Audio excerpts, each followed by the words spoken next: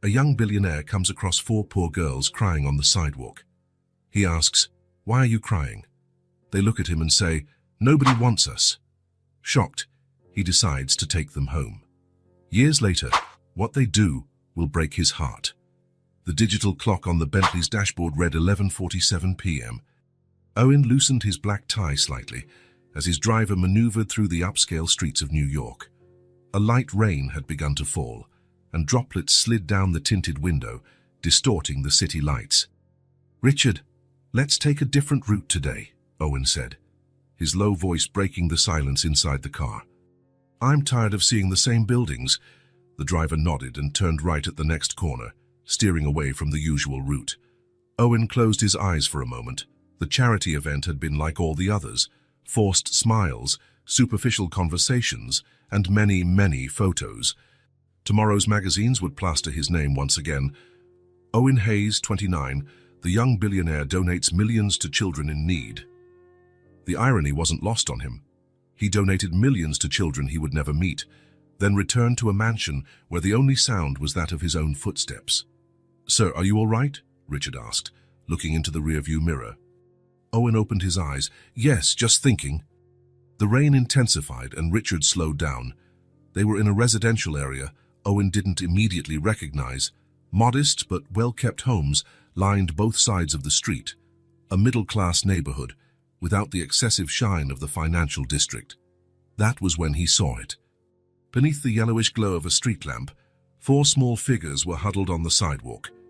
Even with the rain coming down, they stayed there, unmoving. "Richard, stop the car." "Sir, stop the car now." The Bentley eased smoothly to the curb. Owen didn't wait for Richard to open his door. He got out quickly, ignoring the rain that began soaking his $12,000 suit. As he approached, he saw that they were children. Four small girls, drenched and shivering. The oldest couldn't have been more than 6, and the youngest looked about 4. They were sitting together, hugging each other, crying silently. "Hello?" Owen said, bending down to their level.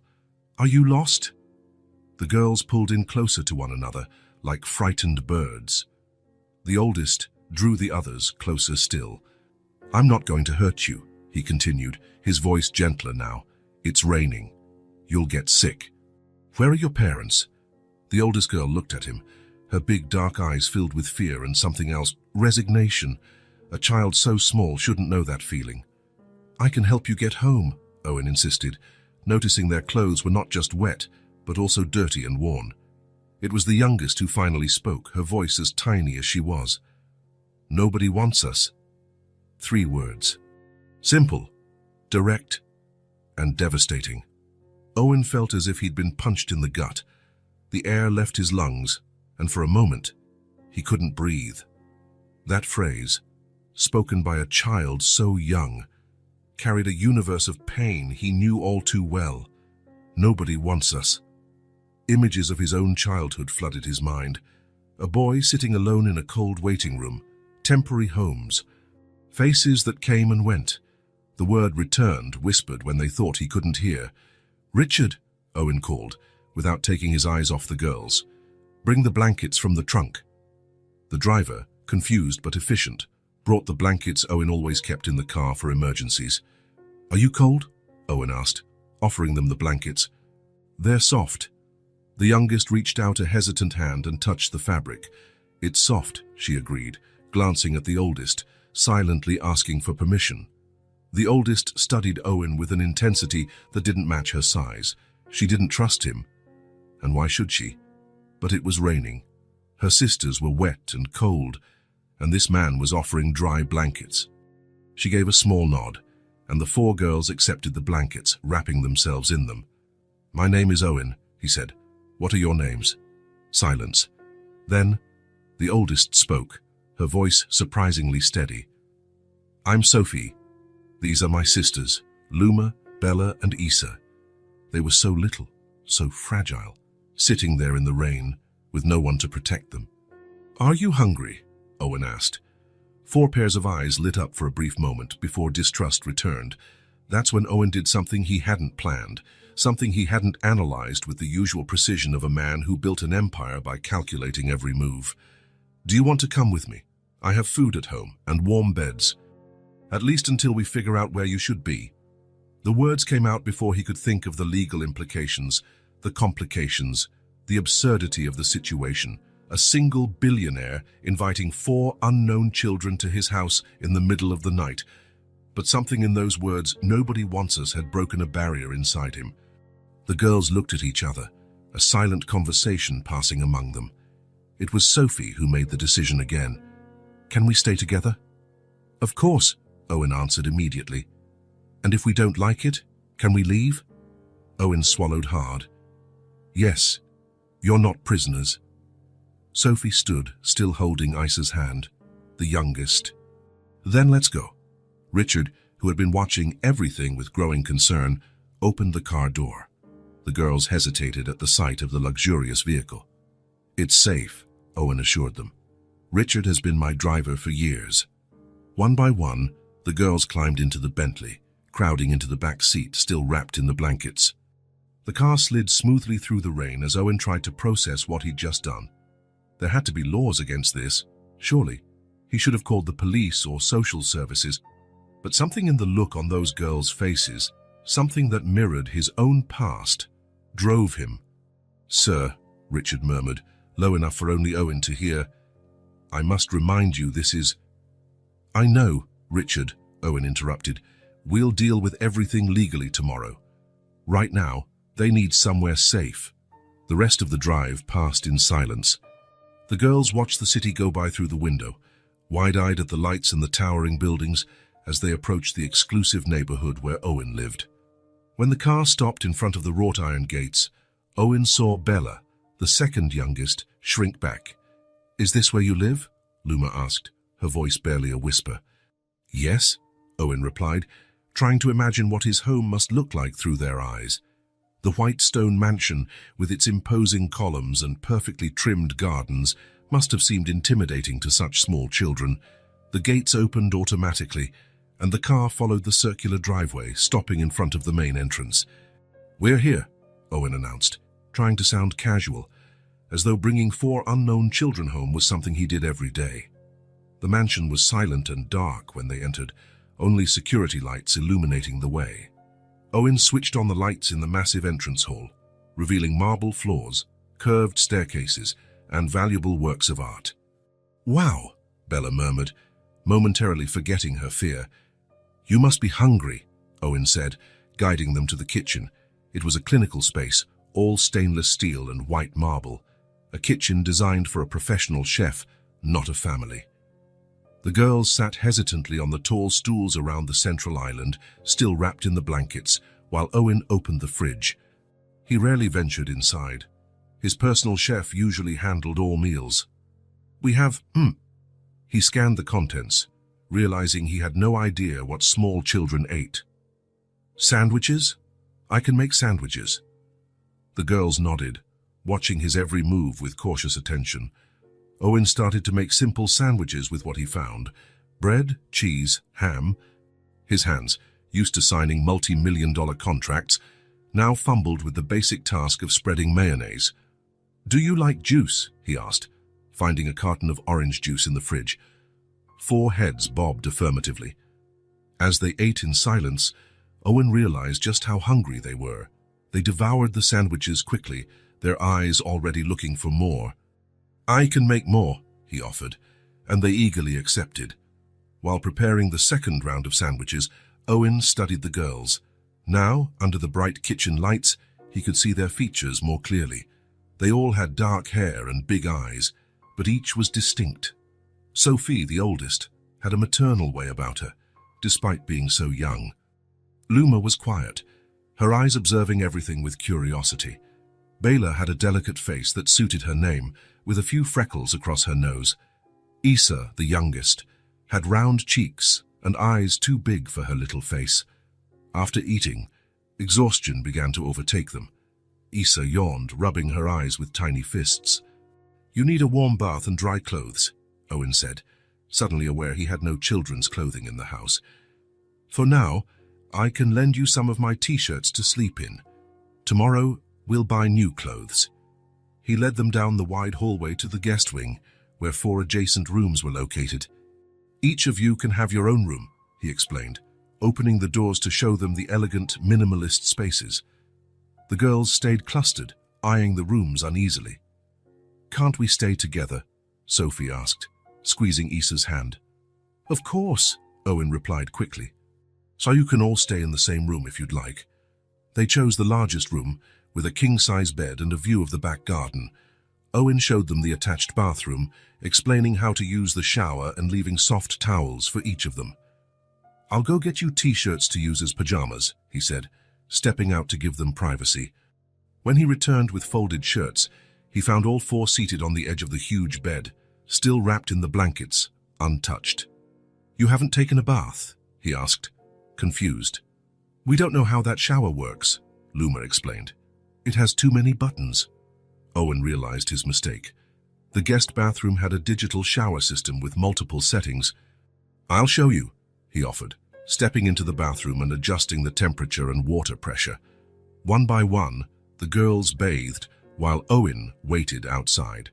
He heard occasional giggles as they discovered the side jets or the colored lights that could be switched on.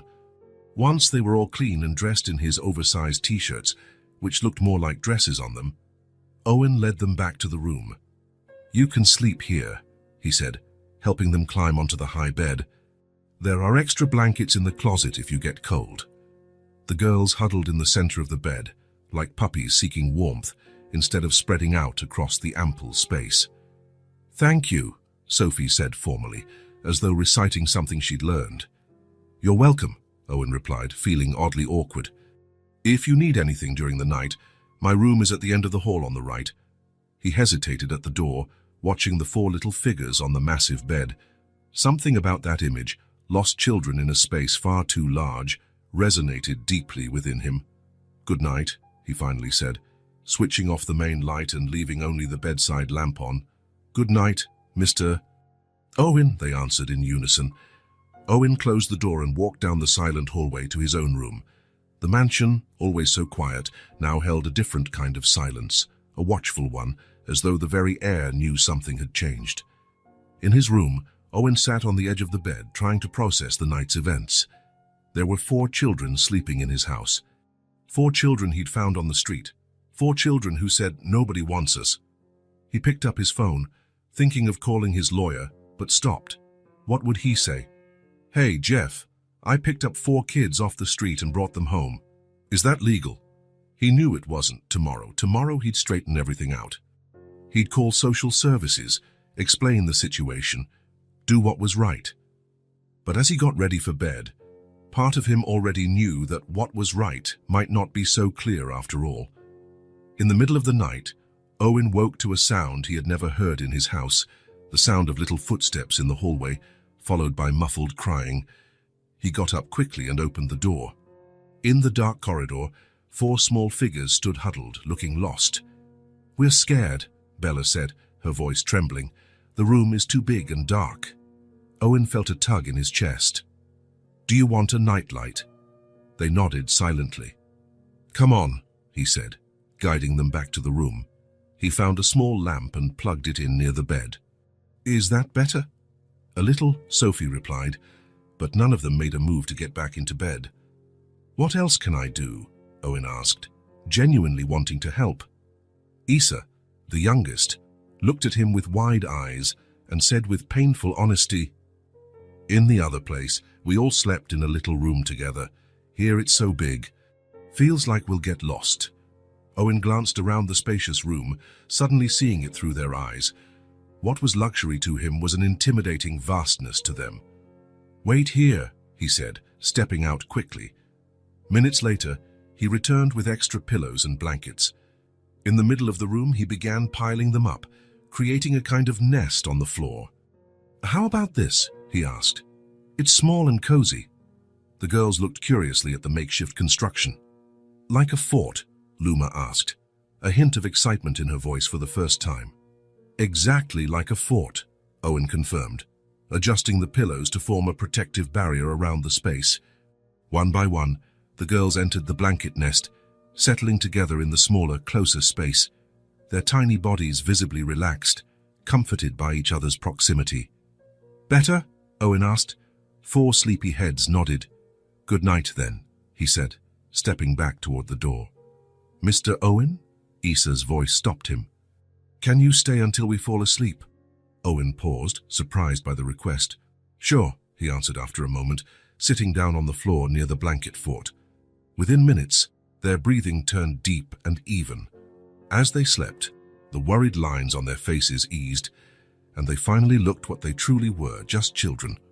Owen remained on the floor, watching them sleep, fully aware that something irreversible had happened on that rainy night. That simple, devastating statement, "Nobody wants us," had found a deep echo inside him. And without planning, without calculating risks or consequences, he'd responded in the only way his once broken heart could. I do. 3 days after bringing the girls home, Owen realized he needed help. The 4 little ones barely left the guest room, still sleeping in the blanket fort he had improvised. They ate little, spoke even less, and always stuck together, as if afraid someone might separate them at any moment.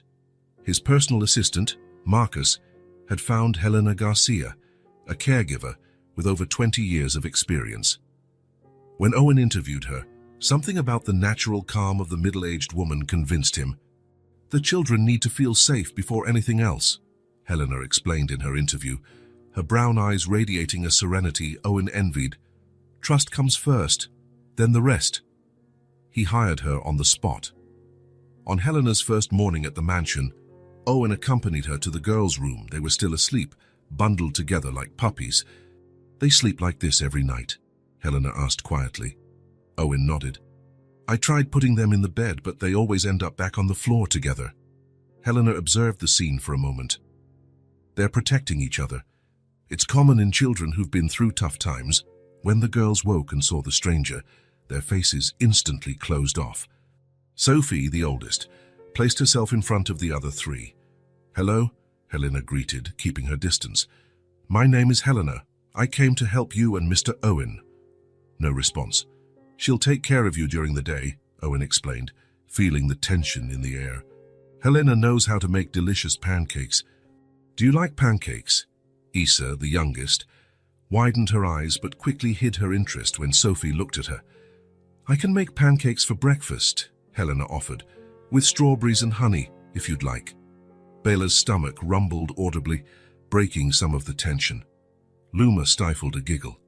I guess that's a yes, Owen concluded, exchanging a knowing glance with Helena. In the kitchen, the girls sat together on one side of the large island, silently watching Helena as she prepared the batter. Owen hovered nearby, unsure of his role in this new dynamic. Mr. Owen, could you please get the strawberries from the fridge? Helena asked, naturally including him in the task.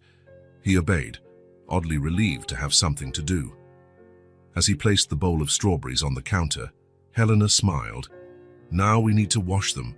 Would anyone like to help? Bella, the second youngest, eyed the bright red strawberries with obvious curiosity. After a brief hesitation, she timidly raised her hand. I can help, she said, her voice almost a whisper. Great, Helena exclaimed, without overdoing the enthusiasm. We'll put them in this strainer and wash them together. Owen watched, surprised, as Bella slid off the tall stool and walked hesitantly toward Helena. The caregiver brought over a small step stool, positioning it by the sink so the child could reach the faucet. Over the following days, Owen followed Helena's advice and didn't force closeness. He stayed present, but not intrusive. He watched how Helena slowly earned the girls' trust with small, consistent gestures. Children who've experienced trauma need predictability, Helena explained to Owen one night after the girls were asleep. I'm establishing routines. That helps create security. Owen nodded, making mental notes. He, who had built an empire based on data and strategies, was now studying something entirely different, how to make 4 small children trust him. On the afternoon of the 7th day, Owen passed by the living room and saw Helena reading a story to the girls. They were sitting on the rug around her, transfixed by the bright illustrations in the book. Mr. Owen, would you like to finish the story? Helena offered when she saw him. I need to prepare a snack. 4 pairs of eyes turned to him, cautious but no longer frightened. Owen felt a lump in his throat. It was the first time they didn't look terrified in his presence. "Sure," he said, taking the spot Helena vacated. He took the book carefully, as if it were a valuable object. It was a story about forest animals forming an improvised family. The irony wasn't lost on him. The little hedgehog looked at his new friends. Owen began to read from where Helena had stopped, and realized it didn't matter that they didn't look alike. What mattered was that they cared for one another. His voice, usually used to commanding boardrooms, now adjusted to narrate a children's story. He changed tone for each character, making different voices that drew a small smile from Issa. When the book ended, there was a moment of silence. "You do funny voices," Luma commented at last. Owen smiled, surprised by the remark. "Really? I've never done that before." "You never read stories?" Bella asked, her little face puzzled. "Not to children," he admitted honestly. "So who do you read to then?" Sophie asked. Owen thought for a moment. "I guess just to adults in meetings, and those aren't fun stories like this." "That's sad," Issa declared with the brutal honesty of very young children. Owen couldn't help but laugh. "Yeah, I guess it is." That small interaction opened a door. In the following nights, Owen joined the bedtime story routine. The girls still slept together in the blanket fort, but now they let him sit on the edge to read. Helena, observing the change, smiled approvingly.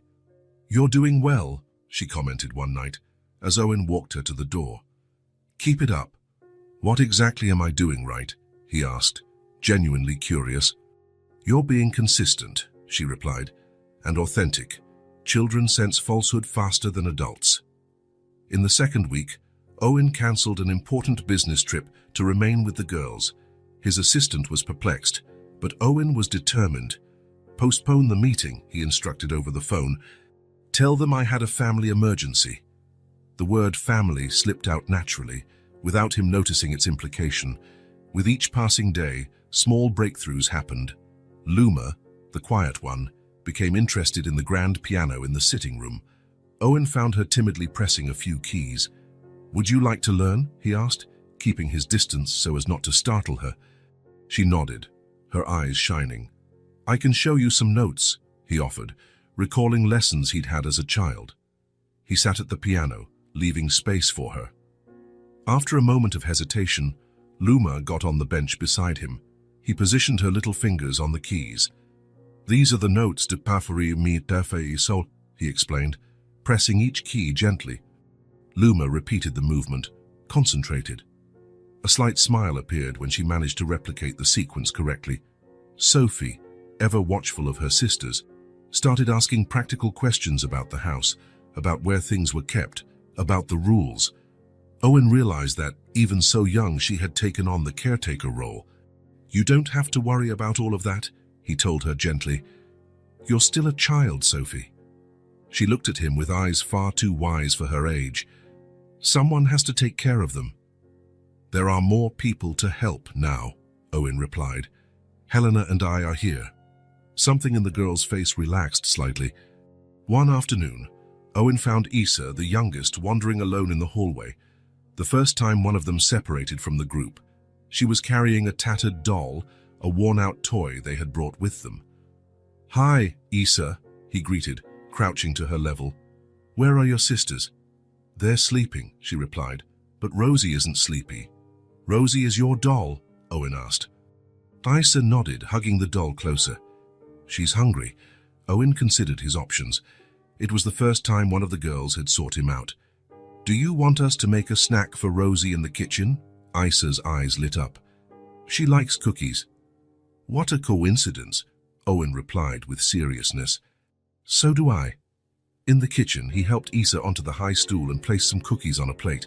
The little one, very seriously, pretended to feed the doll. "Rosie says thank you," she announced formally. "You're welcome, Rosie," Owen answered, playing along. Issa studied him for a moment. "You know she's not real, right?" Owen smiled. "Yes, but it's fun to pretend sometimes." Issa nodded, as though he had passed some test. "The other dolls are hungry too." "Do they have names?" "Yes. Sophie's doll is Luna, Luma's doll is Starry, and Bela's is Blossom." Owen memorized each name, recognizing how important they were. We can bring cookies for all of them. In the days that followed, he made an effort to call each doll by its correct name, noticing the surprised smiles on the girls' faces when he remembered. They were small details, but they made a difference. Meals, once silent and tense, began to include small bursts of conversation. The girls still ate sparingly. It takes time for the body to understand there will be regular meals, Helena explained, but they no longer hid food in their pockets for later. Helena also prepared Owen for the occasional tantrums. It's normal, she reassured him after Bela had a crying fit because her sock felt weird. Young children have limited capacity to process emotions, and they've been through a lot. One morning, Owen was making breakfast while the girls took their usual seats at the table. Helena had the day off. He squeezed lemons to make fresh juice. Want to try? He offered, pouring small amounts into cups. Bella was the first to sip. Her entire face contorted in an exaggerated grimace, eyes squinted and lips pursed from the lemon sourness. Owen couldn't help it. A short, unexpected laugh escaped him. The four girls froze, staring at him in surprise. Owen realized it was the first time he'd laughed in front of them. The realization hit him. It was the first time he'd laughed spontaneously in how long? Years. Bella, after a moment of shock, made another face, even more exaggerated. Owen laughed again, more freely this time. Soon they were all making silly faces, trying to outdo each other, and the kitchen, usually so silent and pristine, echoed with laughter. Owen felt something strange in his cheeks. The muscles ached from smiling, unaccustomed to the exercise. That afternoon, he found Bela sitting at the dining room table with paper and crayons spread out before her. She was drawing intently, her tongue sticking out in deep concentration. "Can I see what you're drawing?" he asked, approaching slowly. Bela nodded, sliding the paper toward him. It was a typical children's drawing, stick figures with big heads and simple expressions. But what caught Owen's attention was the composition. 5 figures holding hands, 4 small, 1 larger. "It's really nice," he said, his voice slightly choked. "Who are they?" Bella pointed to each figure as she explained, "That's Sophie, that's Luma, that's me, that's Issa." She paused, looking at him with a mixture of hesitation and hope. "And that's you." Owen felt something tighten in his chest. "Me?" Bella nodded. "We're all holding hands." "I see," was all he managed to say. "Can I tape it to the fridge?" she asked. Helena said families tape drawings on the fridge. The word families hit Owen hard. He swallowed. "Of course you can," he finally answered. He followed her to the kitchen and helped her stick the drawing on the refrigerator with magnets. When the paper was in place, colorful and vibrant against the stainless steel, Bella smiled proudly. "Now it looks like a real home," she declared, before running off to show her sisters. Owen remained in the kitchen gazing at the drawing. 5 figures holding hands under a big yellow sun. The image triggered a memory so strong it nearly took his breath away. Himself at 6 years old, sitting at a table in the foster center, drawing. Stick figures, a man, a woman, a boy, a family that didn't exist, a family that would never come for him. The caregiver at the foster center had been kind. She'd pinned up the drawing, but Owen saw the pity in her eyes. That picture stayed up for weeks, a constant reminder of his deepest desire and greatest impossibility. Now, 30 years later, another child had drawn a family and included him in it. The simplicity of the gesture, the hope in those childlike strokes, created a crack in the armor he'd built around his heart over the years. He touched the drawing gently, as though it was something precious and fragile. In that moment, he realized he wasn't just giving shelter to 4 little girls. They were also filling a void inside him he hadn't known could be filled. "Owen!" Issa's excited voice snapped him out of his thoughts. She ran toward him, followed by the other 3. "Bella said you let her put the drawing on the fridge." He smiled, noticing how they no longer called him Mr. "Yes, and it's perfect there," he replied. "Can I draw something for the fridge too?" Luma asked timidly. "Of course. All your drawings can go on the fridge." Sophie, always the most serious and cautious, studied him for a moment. "Why are your eyes wet?" she asked. Owen hadn't noticed the moisture in his eyes. "Sometimes we get emotional when we're happy," he explained. You're happy with us here? Issa asked, her large eyes full of hope. Owen knelt down to their level. Very happy, he answered sincerely. For the first time since he had brought them home, Issa took a step forward and hugged him spontaneously. A quick, shy hug, but a hug nonetheless. We're happy too, she whispered before pulling away. That night, as he read them their bedtime story, Owen noticed the difference. The girls still slept together in their makeshift nest of blankets, but now they let him sit closer. Issa even rested her head on his arm as he turned the pages.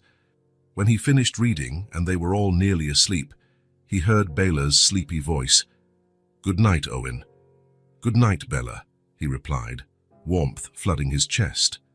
In the hallway on his way to his own room, Owen stopped to look at the drawing on the fridge again. 5 figures holding hands under a big yellow sun. Small signs of life had begun to bloom, not just from the children starting to feel safe, but inside him as well. Somewhere deep down, a seed of genuine affection was taking root, cracking through years of emotional concrete.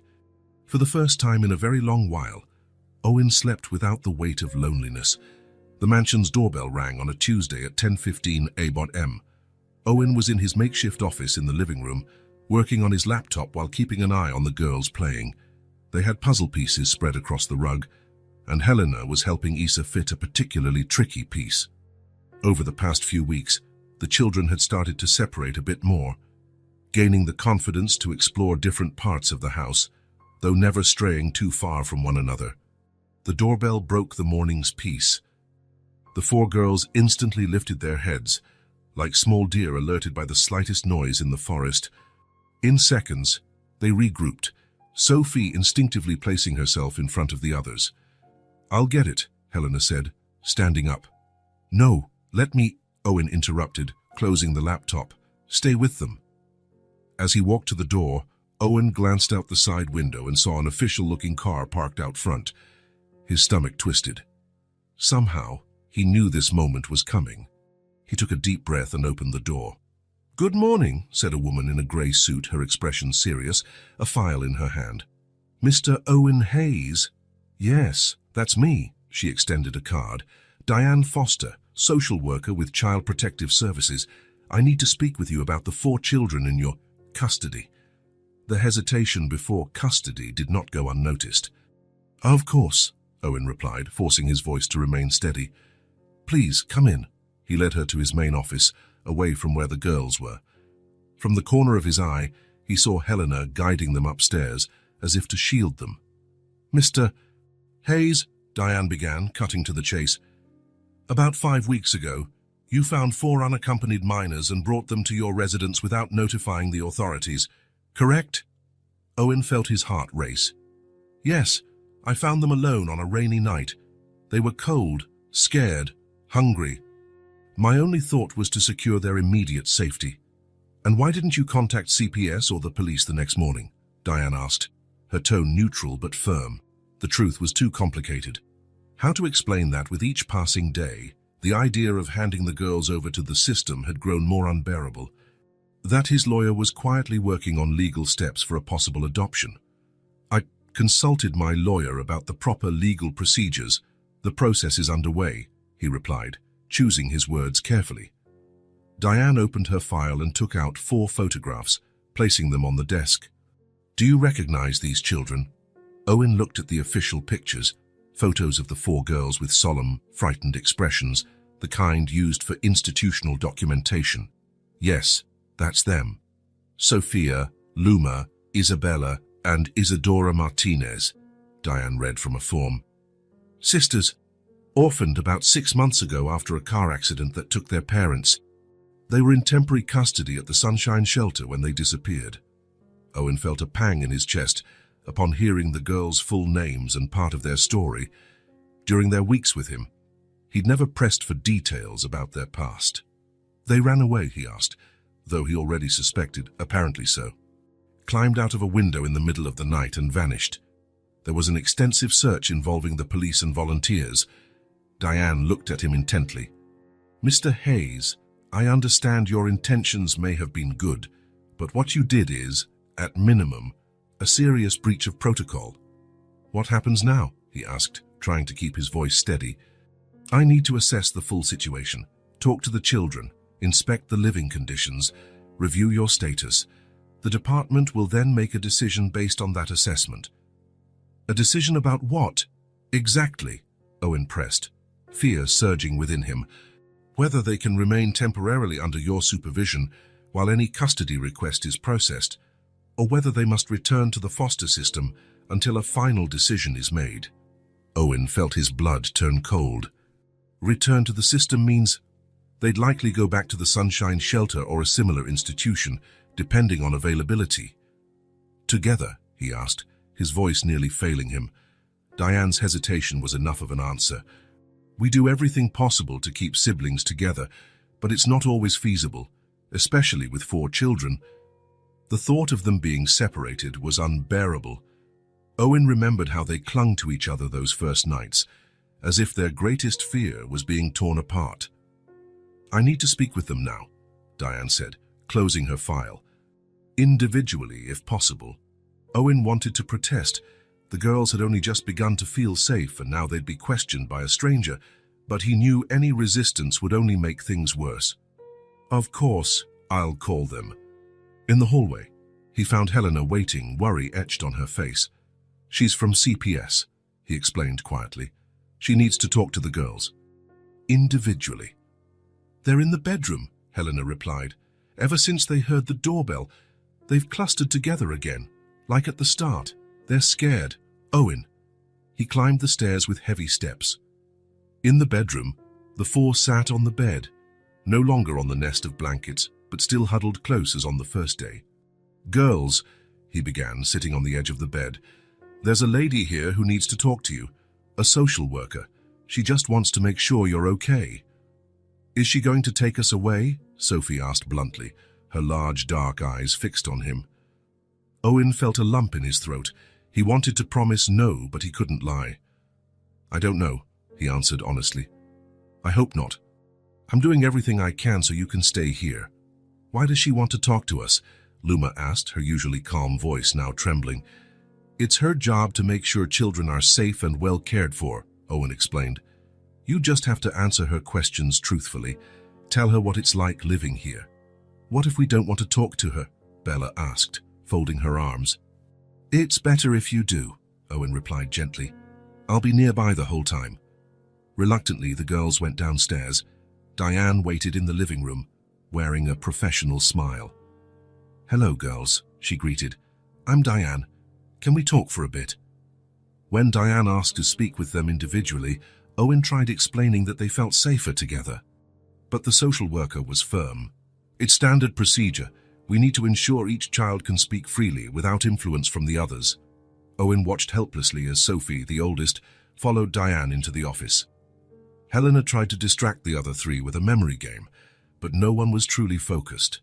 The next 20 minutes felt endless. When Sophie finally returned, her little face was closed off and serious.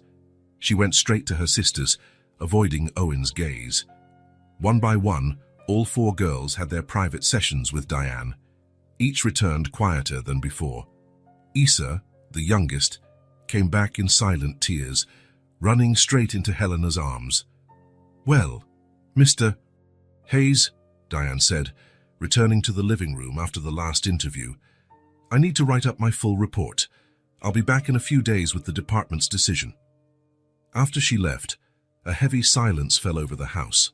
The girls disappeared upstairs, presumably back to the bedroom. Owen found them not on the bed, but back in their old nest of blankets on the floor, all huddled together like the first days. She asked a lot of questions, Sophie said when he entered. What kind of questions? Owen asked, sitting on the floor near them. If you're nice, if we eat well, if we go to school, Sophie listed.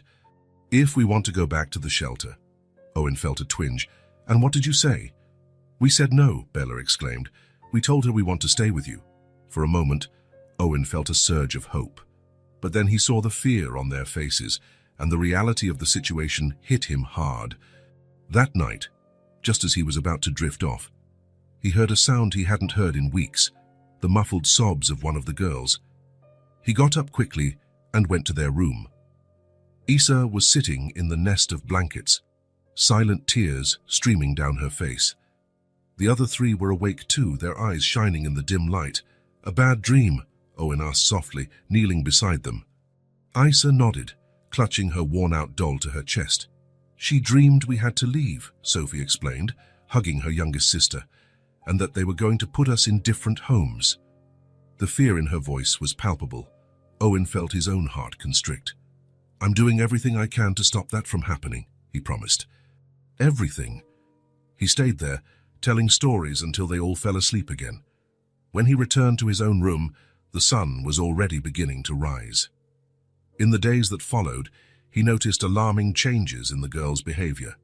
It was as if the social worker's visit had undone weeks of progress in a matter of hours. Isa, who had started to speak more and weave elaborate tales about her doll Nendis, now barely said a word. She mostly communicated with nods and gestures, like in the early days. "It's a stress response," Helena explained to Owen as they watched Isa quietly play with Rosie. "She's protecting herself by reverting to a state where she feels safer." Sophie, always the most responsible, became even more vigilant with her sisters. She wouldn't leave their side for an instant, even when Helena encouraged separate activities. One morning, as the others still slept, Helena discreetly called Owen to the room. "She's having nighttime accidents," Helena said softly, showing the wet sheet she was trying to change without the others noticing. "It's common in extreme stress. Regression." Owen nodded, remembering his own childhood in the foster system. How many times had he wet the bed after being moved to a new home or hearing another promise broken? Luma, usually the calm and thoughtful one, started having angry outbursts, completely out of character. If she hit a wrong note on the piano, she'd pound the keys in frustration. If a puzzle piece didn't fit, she'd fling all the pieces off the table. Small actions, but they revealed the emotional storm within her. But the most concerning change was in Bella. The girl who had always shown so much enthusiasm at mealtime now refused to eat. She would sit at the table, stare at her plate, and just push her food around. "I'm not hungry," she'd say consistently, though her tiny body was starting to show signs of weight loss. "She's trying to gain control," Helena explained during a late-night conversation in the kitchen. When children feel they're losing control over the big things in life, they sometimes try to control what they can, and food is one of those things. Helena suggested strategies for each situation: patience with Isa, reassurance for Sophie, firm boundaries for Luma, and small victories for Bella. Owen followed each recommendation religiously, desperate to help them feel safe again. But on the 6th day after Diane's visit, during a particularly tough evening in which Luma had smashed a glass on purpose and Bella ate nothing at dinner, Owen felt his own fear and frustration mounting. After finally getting the girls to bed, he retreated to his office and collapsed in his chair. The fear of losing them was growing by the day. More than that, the fear they would be separated, that they would go through the same endless cycle he had experienced, the constant sense of rejection, of never belonging, of always being ready to leave. Owen opened his desk drawer and pulled out an old, faded photo. Himself at 8 years old, standing alone in front of one of the many foster homes he had passed through. His young face was serious, his eyes already bearing the weight of too many goodbyes. The memories he had long suppressed flooded back. The names, the faces, the excuses. "We're not prepared for a child this age. We wanted a baby. We're looking for someone more outgoing. And the worst of all, we'll try another child. Trial and error." As if kids were shoes you could return if they didn't fit perfectly. Looking at that old photo, Owen understood he was fighting not just for these 4 little girls sleeping upstairs. He was fighting against the system that had once made him feel disposable. Against the notion that children are just pieces to be moved around in a bureaucratic game. He was fighting for the boy in the photo too. His phone rang, breaking the silence. It was Jeff, his lawyer. "I got a preliminary hearing with Judge Foster next week," Jeff informed him. "He's known to be fair in custody cases. It'll just be an initial hearing, but it's our foot in the door." "What about the social worker? Will she submit her report before that?" "Probably. Listen, Owen, you need to understand something. Even with your resources and influence, this is going to be complicated. You're asking for custody of 4 children with no prior parenting experience, no blood relation to them. It's going to be tough. I don't care how tough it is, Owen answered, his voice resolute despite his exhaustion. They belong together, and I think they belong here too. After hanging up, Owen passed by the girls' room. The door was slightly ajar, and he saw them sleeping. Even in sleep, they stayed close and like baby animals seeking warmth. Sophie, the oldest, had a protective arm around Issa, the youngest. For the first time in his adult life, Owen felt tears burning his eyes, not just from the fear of losing them, but for all the nights he himself had longed for someone to fight this hard for him. The next morning, he found Bela sitting alone in the living room, looking at the drawing of the 5 figures holding hands that used to be on the fridge. The paper was crumpled, as though it had been thrown away and then retrieved. "Bella," he called softly, "is everything okay?" She lifted her eyes, and Owen saw the same lost look she'd had the night he found her in the rain. "This drawing is a lie," she said, her voice small but determined. "Why?" Owen asked, sitting beside her on the couch. "Because we're not a real family. The lady said we might have to leave." Owen felt something break inside his chest. "You know, Bella," he said, taking the crumpled drawing gently, "families are made here." He pointed to the heart. "Not on paper or in court, and in my heart you 4 are already my family. But we might have to leave," Bella insisted. "I'm fighting so that doesn't happen," he replied. "Sometimes making a family official takes time. There are papers and rules." "And we could be separated," Bella finished, her voice trembling. "Like that book about the little bear who ends up alone." Owen swallowed hard. "I promise you one thing, no matter what happens, I'll never stop trying to keep you together, and you'll always have a place here. Always."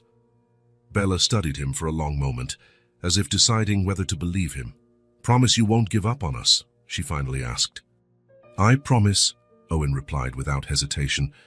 Then, to his surprise, Bella reached out and took his hand. It was the first time she initiated physical contact. "Then it's not a lie yet," she decided, her small chin lifting in determination. In that instant, in the face of a 5-year-old child, Owen saw the same strength he himself had needed to survive the system. And he knew with a certainty he'd never felt before that this was a fight he could not lose. The next morning, he called his lawyer.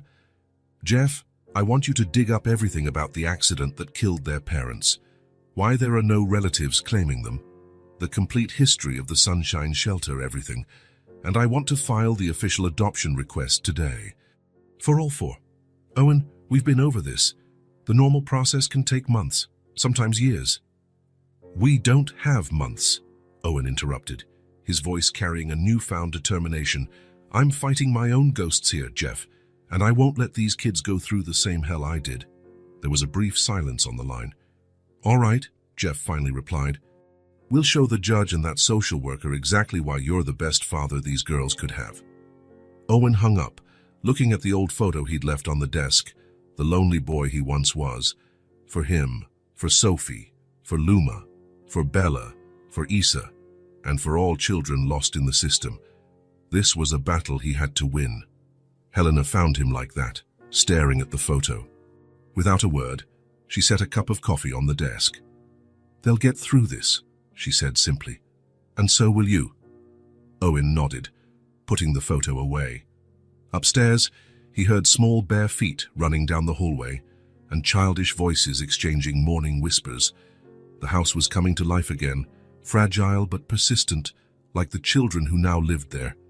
Diane's visit had shaken the world they were starting to build, but it hadn't destroyed it completely. Hope remained, as fragile as the crumpled drawing of 5 figures holding hands. 3 days after the preliminary hearing with the judge, Owen woke up with an idea. The tension of the last few weeks had worn everyone down, especially the girls. The judge had granted temporary permission for them to stay under Owen's roof while the adoption process went on. A small victory that brought immediate relief but didn't erase their lingering anxiety. He needed to do something to help them just be children again, even if only for a day. "Let's have a picnic today," he announced at breakfast. 4 pairs of eyes turned to him with expressions ranging from surprise to skepticism. "What's a picnic?" Issa asked, breaking the silence she'd largely maintained since the social worker's visit. "It's when we eat outside, on a blanket, on the grass," Owen explained. With yummy food, games, fun. A day just for us. In the yard? Bella asked, showing genuine interest in food for the first time in weeks. Yes. In that corner near the trees, where the morning sun comes in and there's shade in the afternoon. Helena, watching from the kitchen, smiled encouragingly. She'd suggested something similar days ago. The kids needed a day of normalcy, simple joy, free from the constant shadow of fear. Can I bring Rosie? Issa asked, referring to her inseparable doll. Of course, all the dolls are invited, Owen replied. A faint smile flickered across Sophie's face, the first time in days. Can we help make the sandwiches? That's the plan. We'll prepare everything together. The morning became a whirlwind of activity. In the kitchen, each girl had a task. Sophie, and the oldest, helped cut the sandwiches into perfect triangles. Luma arranged the fruit on a colorful platter. Bela, who had been refusing to eat, surprisingly brightened up at decorating cookies with frosting. Isa, the youngest, was in charge of the napkins, folding them into uneven shapes she insisted were special butterflies. Helena prepared a wicker basket she found in the basement, lining it with a red and white checkered cloth. Every picnic needs a proper basket, she explained, winking at Owen. By noon, everything was ready. Owen carried the basket and a big blanket, while the girls brought their dolls and some toys. Helena, sensing this moment needed to be just theirs, offered an excuse not to join. I need to organize some things inside. Have fun. The mansion's garden was expansive and well kept. Owen chose a spot under a large oak tree, where the grass was soft and the sunlight filtered gently through the leaves. He spread out the blanket and helped the girls set up their camp, as Bella decided to call it. The dolls go in the middle, Issa instructed solemnly, so they won't be scared. Owen complied, suppressing a smile. It was the longest sentence Issa had spoken in days. When everything was arranged, they sat in a circle, girls and their dolls on one side, Owen on the other. He poured the juice and handed out the sandwiches. Can we make a toast? He suggested, lifting his plastic cup. To what? Luma asked, imitating him hesitantly. Owen thought for a moment. To our day. To being together. To not having nosy people asking questions, Bella added, surprising everyone with her bluntness. They laughed and clinked cups. To Owen's surprise, Bella ate half a sandwich, the first substantial meal she'd had in weeks. Sophie, always watching over her sisters, noticed and exchanged a knowing look with Owen, but wisely said nothing. After the meal, Owen pulled a surprise from the basket, a colorful frisbee. Anyone know how to play? No one did, so he taught them. At first, they missed more than they caught, which led to laughter when the frisbee landed in random spots. Luma nearly knocked over an expensive vase, and they all froze for a second before bursting into nervous giggles when Owen pretended to faint in shock. That collective laughter, the first in weeks, seemed to break something in the air. Suddenly, the girls were sprinting around the yard, chasing the frisbee, shouting directions to each other, their high-pitched voices echoing off the once-quiet mansion walls. Owen stood back on the blanket, a lump in his throat. It was as if a filter had been removed, and he could finally see the children they really were, lively, loud, and full of energy, without the constant layer of fear. Sophie, usually so serious and in control, was now spinning with her arms outstretched, her hair flying around her. Luma, the quiet one, led a sort of disorganized march, singing a made-up song. Bela ran barefoot in the grass, her little feet trampling daisies without remorse, and Issa, the smallest, hopped in imaginary puddles, giggling at her own make-believe game. When they finally tired out, they returned to the blanket one by one, cheeks flushed, breathing heavily. Owen passed around fruit and cookies, which vanished in seconds. Can we do this every day? Issa asked, lying on her back watching the clouds. Not every day, Owen answered, but we can do it again, for sure. That cloud looks like a rabbit, Bela commented, pointing to the sky. Soon, they were all lying down, finding shapes in the clouds, dragons, castles, bears, cars, as the sky transformed under their imaginations. The afternoon passed peacefully. Issa eventually dozed off on the blanket, worn out from playing. Bella and Sophie started a contest to see who could pick more yellow flowers. Luma moved closer to Owen timidly and, to his surprise, rested her head on his lap. He froze for a moment, afraid of breaking the spontaneous gesture of trust. Gently, he began to stroke her dark hair. She closed her eyes, visibly relaxing. "You know what?" Luma said quietly after a few minutes, her voice almost a whisper. "What?" Owen asked in the same low tone. "You smell like home." 3 simple words. But for Owen, it was as though the whole world stopped for an instant. A surge of overwhelming emotion filled him, and he had to muster all his strength not to cry on the spot. "Really?" he managed, his voice hoarse. Luma nodded sleepily, not opening her eyes. "Mm-hmm. Smells safe." Owen continued gently stroking her hair, his heart pounding in an odd, painful and wonderful rhythm at the same time. He looked around, at Issa asleep nearby, at Sophie and Bella running around the lawn, at Luma trusting him enough to lay her head on him, and a crystal-clear certainty formed inside him. This was the most important moment of his life. It wasn't just responsibility he felt now, not just protection or care. It was something deeper, more visceral, more complete, something he never thought himself capable of.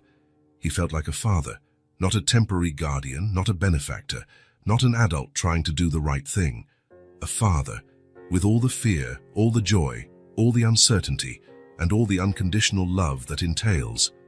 As the sun began to set, bathing the garden in a golden light, Owen knew that no matter how long and hard the legal battle ahead, these 4 girls were already his daughters, and he would do anything so they could have many more days like this, days in which they were simply children, safe, loved, belonging somewhere, belonging to someone. Autumn had arrived in full force. Golden and red leaves covered the yard where, days earlier, they had held the picnic. Night fell earlier now, and the air carried a chill foreshadowing winter. Owen was in his office, reviewing documents Jeff had sent earlier. The adoption process was slowly moving forward, with more hearings scheduled and more evaluations pending. But each hurdle cleared made the possibility of an official family feel more real. Outside, the wind began to howl, rattling the windows. The forecast had warned of a major storm, and the dark clouds gathering throughout the day promised a wild night. Helena had already gone home after putting the girls to bed. They now had individual rooms decorated to each one's taste, though Owen often found them sleeping together in Sophie's room on nights like this. The first rumble of thunder sounded in the distance, a low growl that made Owen look up from the documents. Before he could return to his reading, another closer thunderclap rattled the windows. 3 seconds later, the lights flickered once or twice and then went out completely. The mansion plunged into total darkness. "Wonderful," Owen muttered, turning on his phone's flashlight. He knew where the candles and emergency lanterns were stored, but first, he had to check on the girls. As he climbed the stairs in the dim light, he heard a sharp scream from upstairs, followed by sobs. He sprinted, taking the steps 2 at a time. In the hallway, he found 4 small silhouettes huddled together, illuminated only by the faint glow of the battery-powered nightlights in the outlets. Sophie held a unicorn lamp, trying to comfort Issa, who was crying openly. "It's okay," Owen said, coming closer. "It's just a power outage because of the storm." "When will it come back?" Luma asked, her voice shaking slightly. "Maybe in a few hours, maybe not until tomorrow," he answered honestly. Another thunderclap, louder than the ones before, shook the house. Issa let out another shriek, and even Bela, usually the second bravest after Sophie, cringed. "The storm's right on top of us," Sophie said, assuming her usual role as the eldest. "Issa's afraid of thunder." "No, I'm not," the youngest protested through sobs, contradicting herself completely. "Rosie's afraid," she corrected, clutching her doll tightly to her chest. "Not me." "I see," Owen replied seriously. "Lots of people are afraid of storms, even grown-ups sometimes." "Are you?" Bella asked, looking at him skeptically. "Sometimes I get a bit nervous," he admitted, "especially when I'm by myself." The 4 girls stared at him in the semi-darkness, their little faces pale in the flashlight's beam. Come on, he decided. I'll get more flashlights and we can do something fun while we wait for the power. Like what? Luma asked, her curiosity momentarily overshadowing her fear. How about a blanket fort in the living room? With flashlights inside, it feels magical. The idea seemed to appeal to them, but another deafening thunderclap, followed by a bright flash of lightning through the windows, made Issa cling to Owen's leg. Or, he suggested, seeing the panic in the youngest's eyes, we can all sleep together tonight. What do you think? In your room? Bella asked, surprised. Yes. My bed is big enough for everyone, and we can tell stories until the storm passes. The suggestion was met with enthusiastic nods. None of them had ever been in Owen's room before. It was unexplored territory, an adult sanctuary now open to them. Can I bring Rosie? Issa asked in a small voice. Of course. All dolls are invited, Owen replied, echoing the phrase that had become a sort of code among them. Single file, with Owen leading the way by flashlight, they headed toward the end of the hallway, where the master suite was located. The storm raged outside, rain now lashing furiously at the windows, but inside, this small procession moved with determination. Owen's bedroom was spacious and minimalist, a king-size bed, neutral walls, few furnishings beyond the essentials, no photographs or personal decorations. It was a room that reflected the solitary life he'd led before meeting the girls. Wow, your bed is huge, Bella commented, rushing to climb on it immediately.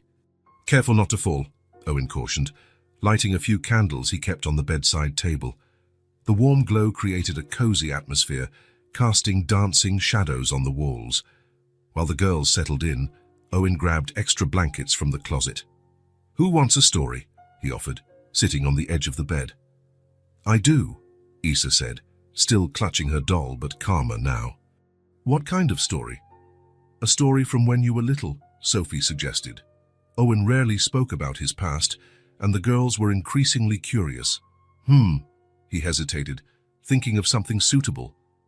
Okay, I'll tell you about the first time I ever saw snow. The four nestled closer, forming a half-circle around him.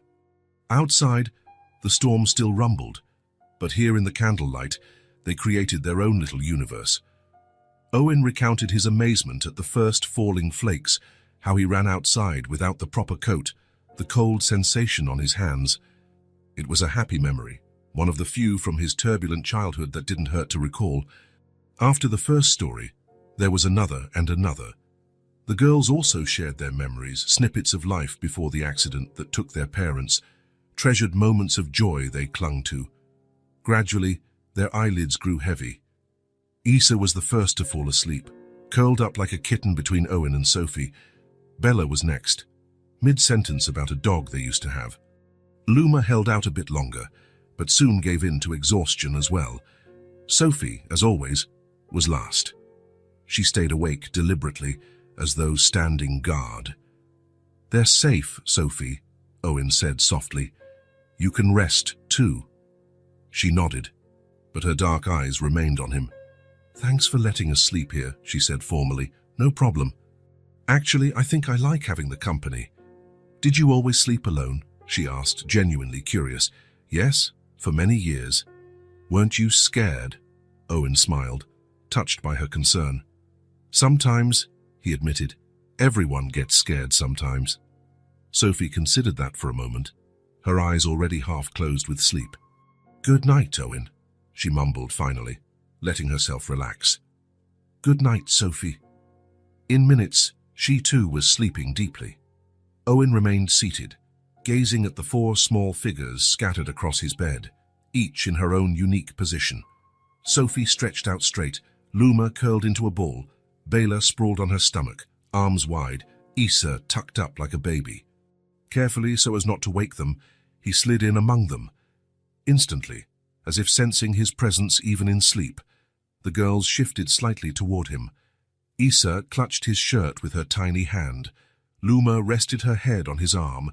Bella slung a leg over him. And Sophie, though sleeping, seemed to relax a bit more. The storm raged on outside, but in that room, Owen felt a peace he had never known. Looking at those 4 sleeping children, he reflected on everything they had been through, the trauma of losing their parents, running away from the shelter, surviving on the streets, living in constant fear. Yet here they were, trusting him enough to fall asleep in his arms. In the darkness, lit only by the faint glow of candles, Owen whispered words he would never say by daylight. "I was scared, too, for so long, and you healed me." The girls didn't hear. They were lost in dreams, but he needed to say it out loud, to acknowledge the truth that had transformed his life. Those 4 little hearts beating beside his had reignited something he thought was gone forever, the ability to love unconditionally, to belong to someone, to be family. The storm finally began to move on, its thunder now distant and muffled. Owen closed his eyes, surrounded by the warmth and trust of the 4 girls fate had placed in his path. For the first time in decades, he was no longer alone in the dark. The day before the final hearing dawned with golden light shining on the mansion where, nearly 3 months earlier, 4 small lives had become intertwined with Owen's. The date that would decide everything had finally arrived. Tomorrow, the judge would announce whether the adoption would be granted or not. Owen had barely slept. He'd spent the night going through documents with Jeff, his lawyer, preparing answers for every possible question. Everything had to be perfect. Social worker Diane would make a final visit today, a final evaluation that could heavily influence the judge's decision. "Are the girls ready?" he asked Helena when she arrived at 8 a.m. as usual. "Sophie was helping the others pick out clothes when I went upstairs," Helena replied, hanging her coat. "They seemed calm, considering." Owen nodded, grateful for the 1,000th time to have Helena around. She had become not just the girls' caregiver, but an essential ally, someone who truly understood what was at stake. "I'll go talk to them," he said, heading up the stairs. The upper hallway was quiet, which was unusual at this hour. Normally, even with the door closed, he'd hear their voices, laughter, or the occasional argument over a doll or toy. He tapped gently on Sophie's bedroom door, where the girls usually gathered in the morning. "Girls, are you awake?" No answer. He knocked again, a bit more firmly. "Sophie? Luma? You in there?" Silence. A sense of unease blossomed in his chest. He opened the door slowly. The room was empty. Sophie's bed was made, a habit she'd adopted meticulously every morning. "Like a grown-up," as she explained. "Bela, Issa," he called, stepping into the adjacent bathroom. Also empty. Owen checked the other bedrooms, one by one, his heart racing with each door he opened to find another empty space. Downstairs, Helena was already checking the pantry and closets, places where small children might hide if they were playing. "They're not down here," she reported, her normally calm face now tense. "Their backpacks," Owen realized suddenly. "Check if their backpacks are in their rooms." Each girl had a small, brightly colored backpack, gifts from Owen that had elicited emotional smiles when he brought them home. Purple for Sophie, blue for Luma, yellow for Bela, pink for Issa. Helena ran back upstairs while Owen searched the yard, the basement, every corner of the property, calling for them with growing panic. Minutes later, Helena returned, pale. "The backpacks are gone, and so are the dolls." Owen felt the blood drain from his face. They had left on their own. 4 small children, the oldest only 6, out there somewhere in the huge, dangerous city. "We have to call the police," he said, already picking up the phone. "Wait," Helena stopped him, holding out a piece of paper. "I found this in Sophie's room on the bed." It was a large sheet of drawing paper, folded in half. On the front, in colorful, uneven letters, it read, "For Owen." He opened it with shaking hands. Inside there was a drawing, the 4 girls holding hands, walking away from a larger figure obviously meant to be Owen. Red hearts floated between them. Below, written in big and small letters, some reversed, was a message in a childish scrawl. "We are leaving before they take us from you. We love you. Sorry." In the lower corner, each had signed her name as best she could. Sophie in careful print, Luma in wavy letters, Bela with a big B followed by small letters, and Issa with just an I and a series of circles representing the rest of her name. Owen felt the floor vanish beneath him. He sank into the nearest chair, the paper trembling in his hands. "They ran away," he murmured. "They left so they wouldn't be taken." Helena read over his shoulder, her expression softening despite her worry. "They're trying to protect you," she said gently, "in their own way." Owen looked up, confused. "They think they're sparing you pain," Helena explained. "If they leave now on their own terms, you won't have to witness them being taken away." The childlike logic, so simple and so painfully misguided, hit Owen like a physical blow. They would rather leave him voluntarily than watch him suffer if they were forcibly removed. "We have to find them," he said, leaping to his feet, "before the social worker gets here. If she finds out they ran—" No need to finish the sentence. Both knew what it would mean for the adoption process. "Where do you think they'd go?" Helena asked, already grabbing her coat. Owen tried to think as the girls would. Where would 4 small children with no money or resources seek refuge? "The park," he said suddenly, the memory vivid. "The park I took them to last Sunday. 4 days ago, as a final happy outing before the tension of the final hearing, Owen had taken the girls to the city park. It had been a perfect day. Bright sun, blue sky, melting ice cream, and laughter echoing everywhere. The girls had gone on every piece of playground equipment, run across the grass, fed the ducks at the pond. A day of pure joy, like a suspended moment in time before the decision that might tear them apart. There was a big, colorful slide," Owen continued, already heading for the door. "Sophie said it was the prettiest place she'd ever seen." "I'll call the police while you check the park," Helena offered, but Owen shook his head. "No. If the police find them, they'll take them straight to CPS. We need to get to them first." He grabbed his car keys, mind racing over how long it would take 4 little kids to walk to the park. They must have left before dawn, so no one would see them. "The social worker arrives in 2 hours, Helena reminded him. "If they're not back by then, they will be," Owen insisted, with more conviction than he felt. "Call Jeff, explain the situation, ask him to delay her visit somehow if we're not back." The drive to the park, which had taken 20 relaxed minutes on Sunday, now felt interminable. Owen drove at the speed limit's edge, scanning every sidewalk, every corner, searching for 4 small silhouettes. The park was nearly empty at that hour of the morning.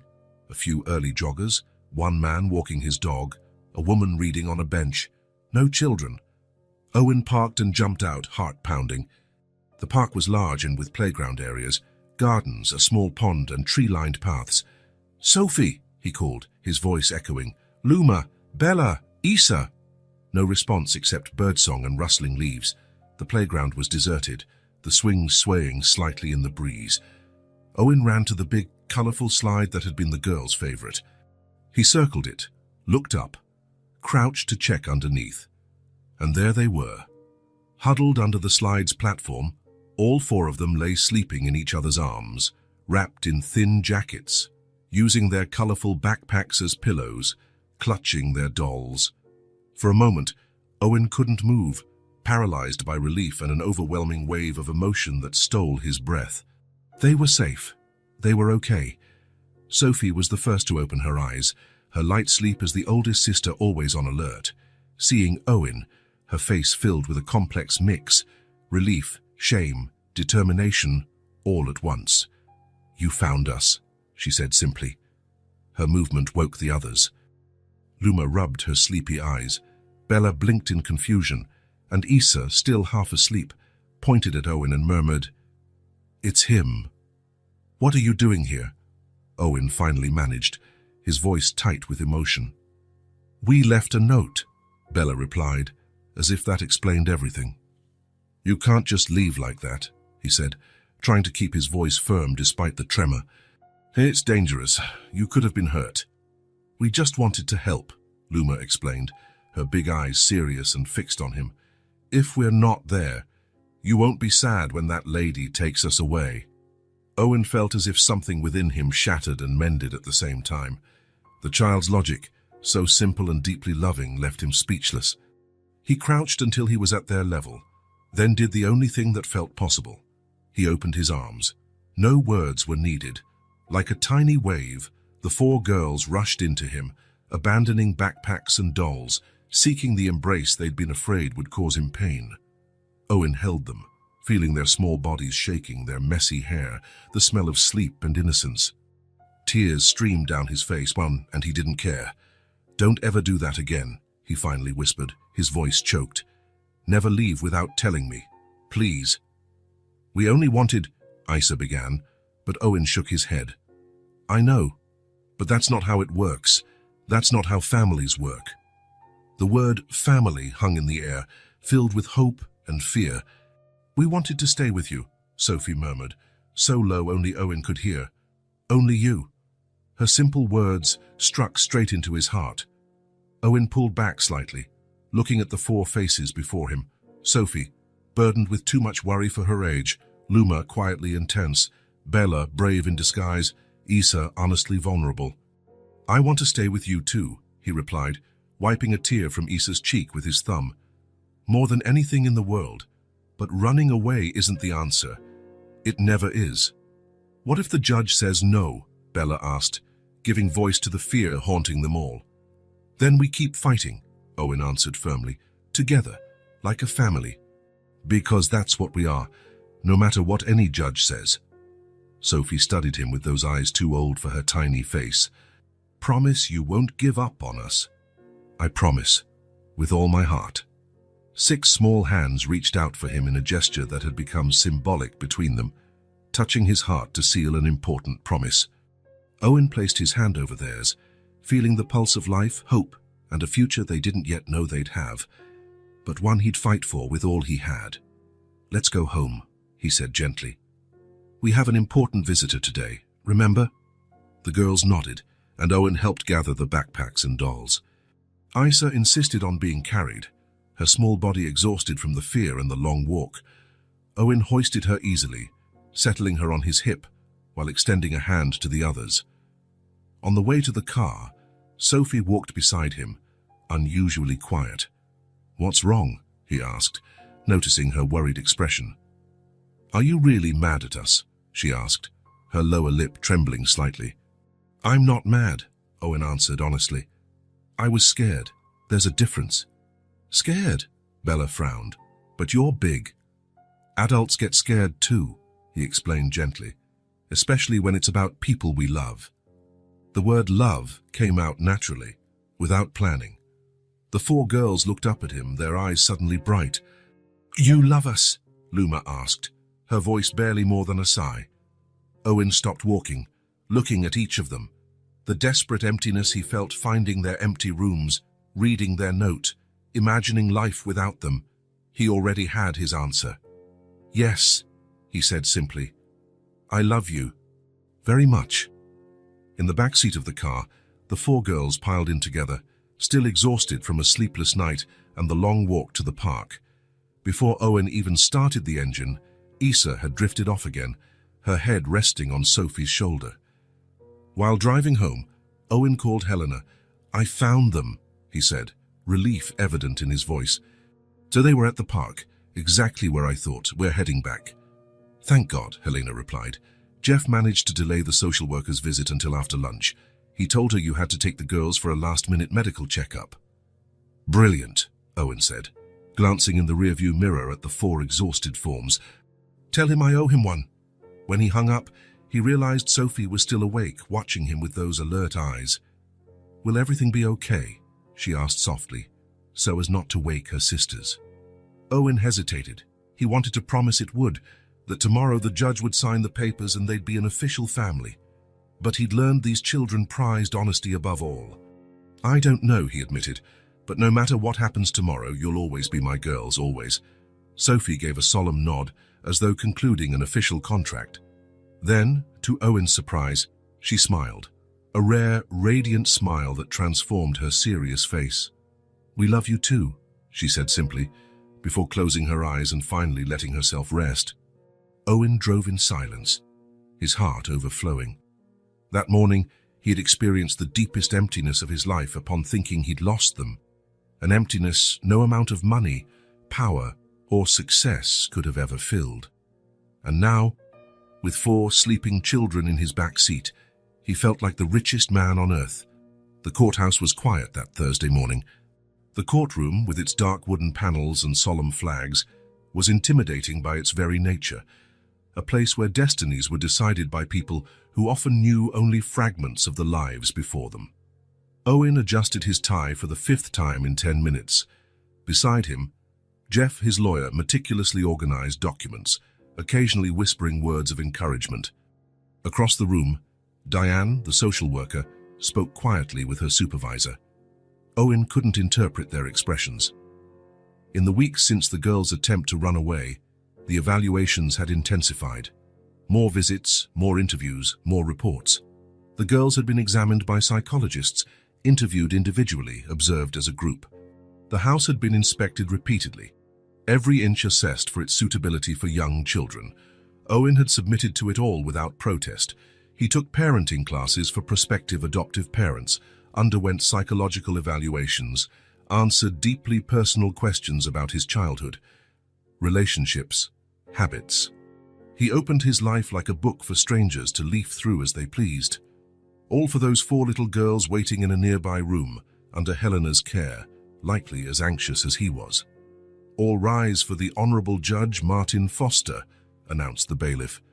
The side door opened, and a middle-aged man with graying hair and a stern expression entered, his black robe swaying as he walked to the raised bench. "You may be seated," he said, after taking his place, his deep voice echoing in the almost empty chamber. Owen obeyed, his legs trembling. He had faced corporate boards, ruthless investors, aggressive competitors, none of which had prepared him for the fear he felt now. "We are here for the final hearing in adoption case number 7843 regarding the permanent custody of Sophia, Luma, Isabella, and Isadora Martinez." The judge read from his folder. "Mr. Hayes, you are requesting the full adoption of all 4 minors, correct?"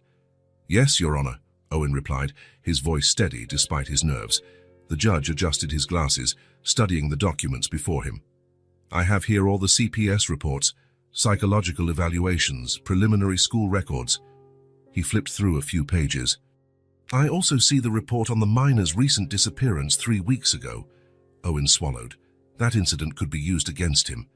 "I'd like to hear from Miss Foster, the representative from Child Protective Services," the judge continued. Diane stood, professional as ever in her grey suit. Over the past months, Owen had seen her as an adversary, a threat. Today she could be an ally or the final hammer to his hopes of a family. "Your Honor," she began, "the Hayes-Martinez case is unusual in many respects. The beginning was, to say the least, irregular. The minors were under state custody when Mr. Hayes found them and took them to his residence without notifying the proper authorities." The judge nodded, his expression unreadable. "Nevertheless," Diane continued, "after extensive observation and multiple evaluations, the department recognizes that the minors have found genuine stability and affection in Mr. Hayes's home. Psychological assessments indicate significant emotional progress in all 4 children since being under his care." Owen felt a flicker of hope. "Regarding the runaway incident," Diane went on, "our evaluation concludes that it was actually a sign of the strong bond formed between the children and Mr. Hayes. They ran not to escape him, but to spare him the pain they anticipated if they were taken away." The judge made some notes, his face still inscrutable. "Mr. Hayes," he finally said, looking directly at Owen, "I'd like to hear from you, not your lawyer, not your assistants. You.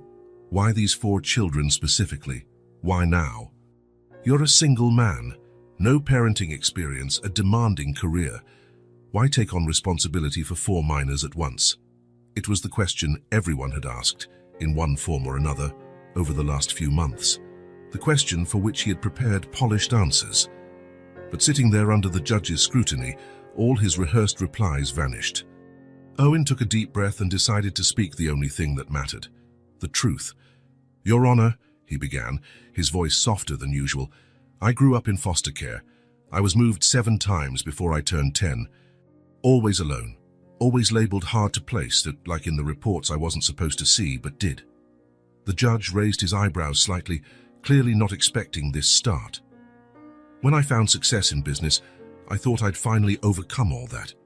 That money and status would fill the emptiness I carried since I was a kid, but they didn't. My house was a cold place, perfect and empty, just like me. Owen paused, surprised at his own honesty.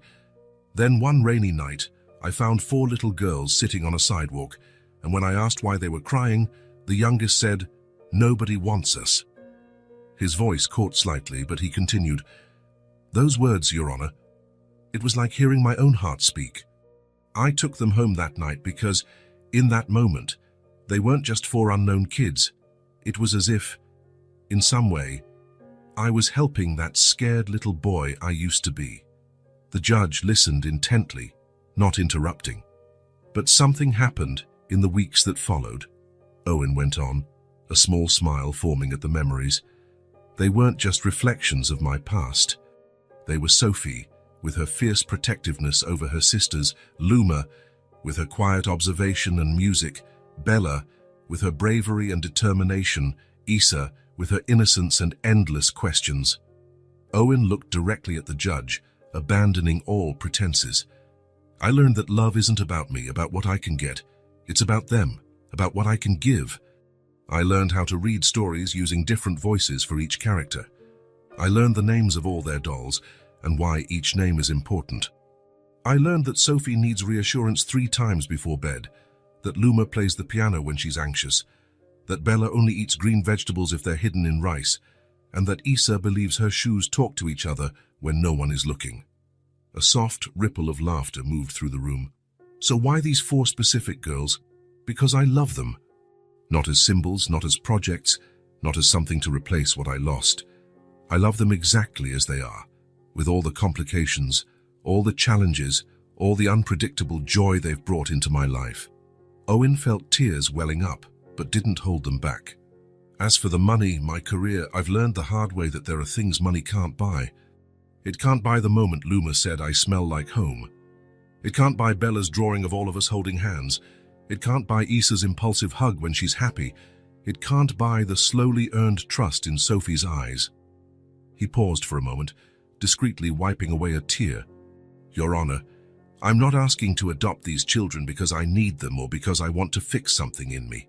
I'm asking because they need a permanent home where they're loved exactly as they are, and because, in these past months, I discovered I can be the father they deserve." A profound silence followed. Owen took a deep breath, feeling strangely light, as though he'd dropped a burden he'd carried for decades. The judge watched him for a long moment, then closed the folder before him. "In 30 years on this bench," he finally said, "I've learned to recognize sincerity when I see it." He paused. "I'd like to meet the girls now." Jeffrey, the lawyer, signaled to the bailiff, who opened the side door. Helena entered with the 4 girls, who walked in a line, hand in hand, wearing their best dresses, hair carefully combed. Owen's eyes met theirs, and he smiled, trying to exude a confidence he didn't fully feel. They stopped before the judge, who left his bench to stand at their level. "Hello?" he greeted, his voice softer. "I'm Judge Foster." "Hello, Judge," they answered in unison, clearly rehearsed by Helena. "Do you know why you're here today?" Sophie took a step forward, fulfilling her usual role as spokesperson. "You're going to decide if we can stay with Owen forever." "And is that what you all want?" the judge asked, looking at each girl. "Yes," Sophie said promptly. "Very much," Bella added. "Please," Luma said, her small voice firm. Issa simply nodded emphatically, clutching her doll Rosie to her chest. The judge smiled and returned to his bench. He straightened his robe, picked up his pen and looked at the courtroom. Having reviewed all reports, testimonies, and evidence presented, as well as the clear wishes of the children involved, this court grants the full adoption of Sophia, Luma, Isabella, and Isadora Martinez to Mr. Owen Hayes. For a second, Owen couldn't process the words. Then the meaning hit him like a wave. They were his daughters, officially, legally, forever. The girls, who apparently understood before he did, exploded in cheers of joy. Issa jumped up and down. Bela clapped her hands. Luma grinned wider than he'd ever seen. And Sophie, his serious, restrained Sophie, covered her face with her hands, her little shoulders shaking with sobs of relief. Owen sprang to his feet and ran to them, dropping to his knees and opening his arms. The four hurled themselves onto him in a chaotic embrace, knocking him flat on the courtroom floor. There, lying on the formal floor of the courthouse with four children clinging to him like little koalas, Owen wept openly, without shame, without holding back. He cried for the boy he had been, the man he had become, and the daughters he now had. "I think we can proceed with the signing of documents," the judge remarked, a genuine smile softening his usually stern face. "Whenever you're ready, of course." Eventually, Owen got to his feet. The girls still latched onto him however they could, Issa in his arms, Bella hanging off his neck, Luma and Sophie each clutching one of his hands. He signed the documents that way, Issa still on his hip, his free hand trembling with emotion as his signature transformed four lost children and one solitary man into an official family. "Congratulations, Mr. Hayes," the judge said, shaking his hand.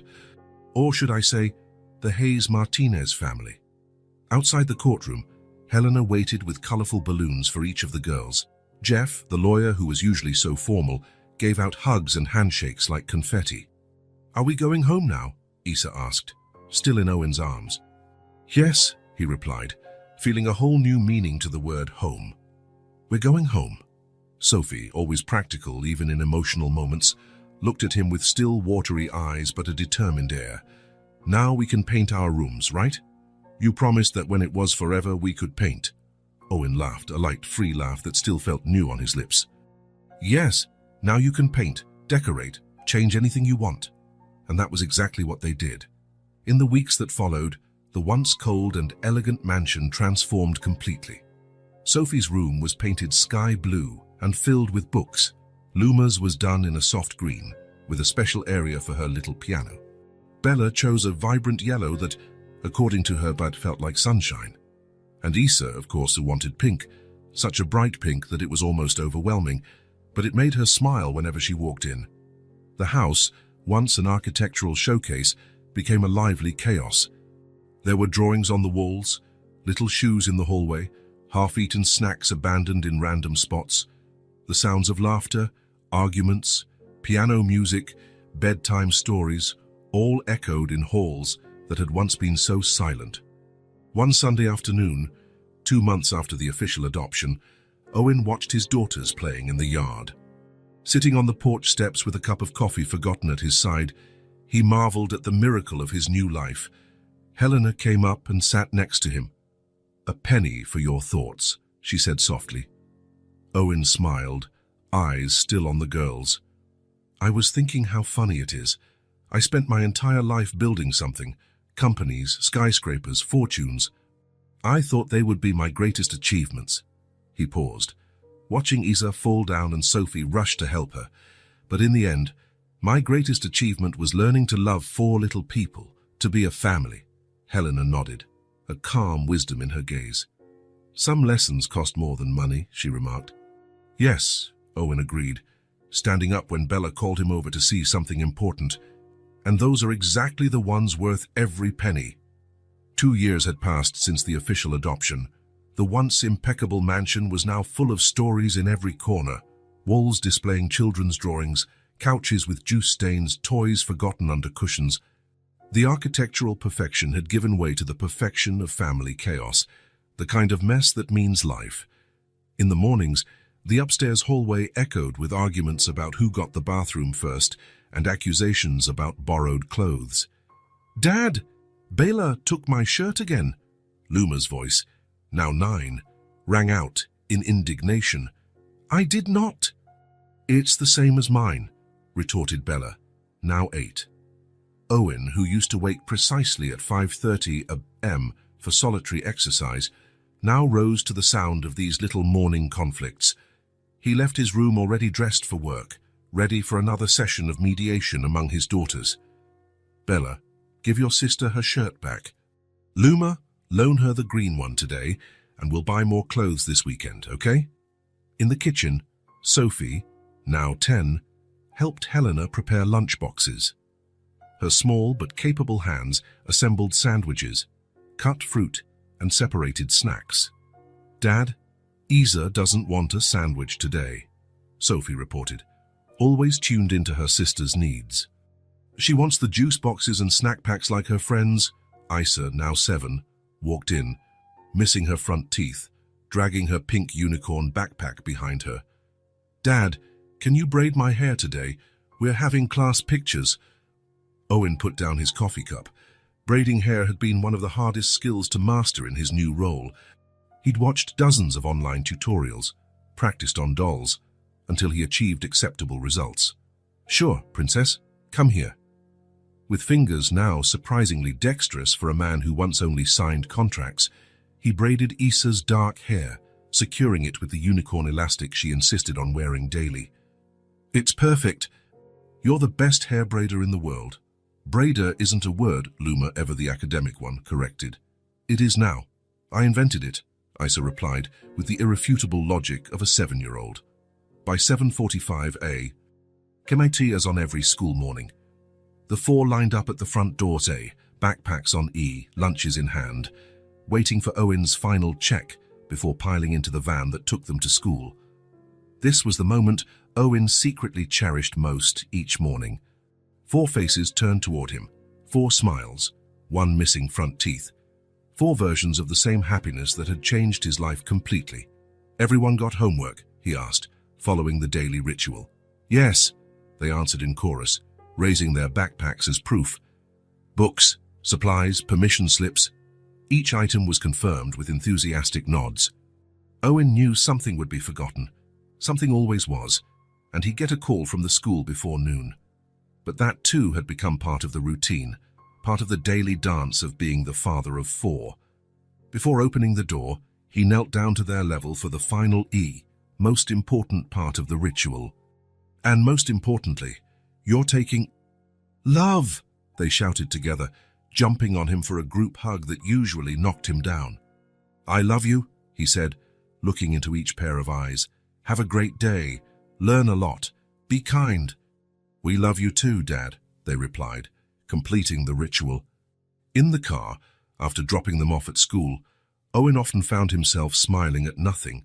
If someone had told him 3 years ago that his greatest joy would be doing braids, packing lunchboxes, and settling shirt disputes, he would have thought it absurd. Now he couldn't imagine any greater happiness. Throughout the day, his phone rang constantly.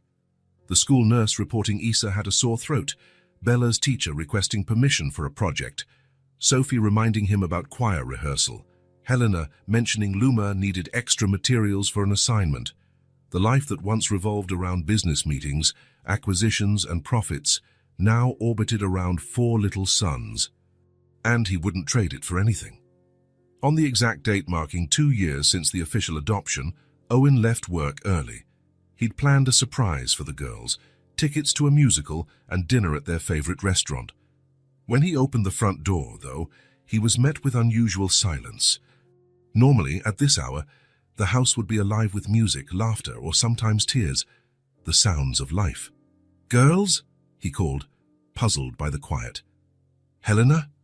He walked into the living room and stopped in astonishment. The room was decorated with colorful balloons, paper streamers, and a huge handmade banner covering almost the entire wall. "Happy Family Anniversary Day. You're the best dad in the world." Below, each one had written personal messages. Sophie's, impeccably neat. "Thank you for always believing in us." Luma's, decorated with musical notes. "You're the best part of our song." Bella's, filled with colorful hearts. "Our dad by heart, forever." And Isa's, in childlike scrawl, "I love you more than unicorns, and that's a lot." "Surprise!" 4 voices shouted, leaping out from behind the sofa, the curtains, and, in Isa's case, a box obviously too small to hide her. Helena emerged from the kitchen carrying a homemade cake decorated with what appeared to be the girls' attempt to replicate Owen's face in chocolate frosting. "They planned it all themselves," Helena said, smiling. "They've been working on it for weeks." Owen was speechless.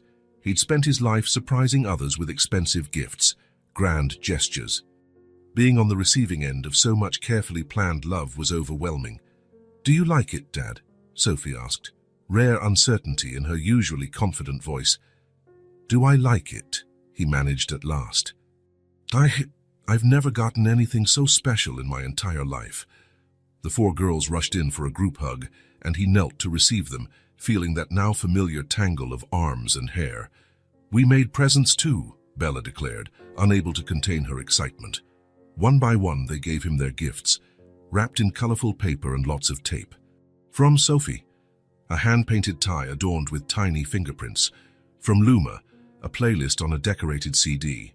From Bella, a popsicle stick picture frame. From Isa, a macaroni necklace she insisted he put on immediately. "There's one more gift," Sophie announced. "It's from all of us." She handed him a large book covered in brightly colored fabric. On the cover, in carefully applied gold letters, "Our Family Story." Owen opened the album with trembling hands. Inside were photos, notes, drawings, and memories from the last 2 years. The first page showed a recreation of that rainy night, with a caption in Sophie's handwriting, "The day we found each other." As he turned the pages, their entire journey unfolded.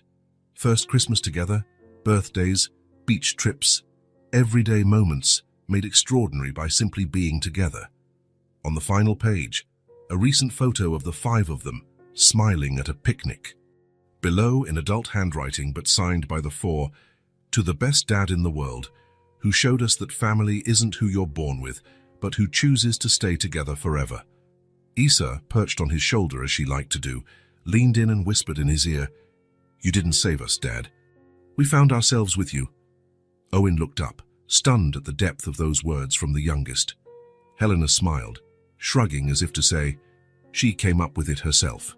Fighting tears, Owen hugged his daughters yet again. For the first time, he felt truly loved, not for something he'd achieved or bought, not for his wealth or success. He was loved simply for being who he'd chosen to be, a father. The hours that followed were filled with loud music, impromptu dancing, rowdy games, and endless laughter. The mansion that once hosted million-dollar negotiations now held something infinitely more valuable. Imperfect, noisy, and glorious days of messy love. If this story touched your heart, subscribe to the channel and turn on notifications so you don't miss the next ones. Leave a like because it helps this story get recommended to more people. See you in the next story.